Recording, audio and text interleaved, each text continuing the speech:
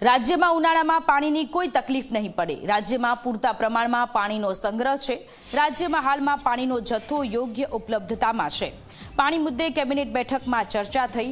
પીવાના કે વપરાશના પાણી મુદ્દે અછત નહીં સર્જાય। કેબિનેટની બેઠકમાં પાણીના મુદ્દે ચર્ચા થઈ। ઉનાળામાં પીવાના પાણીની અછતને લઈને દરેક વર્ષે પ્રશ્ન થતો હોય છે, ત્યારે આ વખતે પાણીનો જથ્થો યોગ્ય ઉપલબ્ધ હોવાની વાત કરવામાં આવી છે।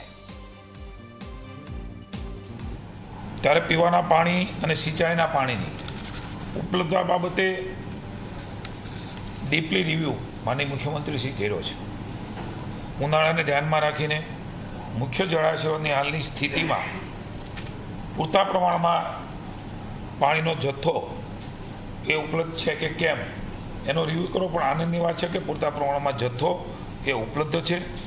રાજ્યના મુખ્ય જળાશયોમાં કુલ ક્ષમતાના 72%થી વધુ માર્ચ મહિનો ચાલે છે, એટલે કે 6.46 લાખ MCFT પાણીનો જથ્થો એ ઉપલબ્ધ છે।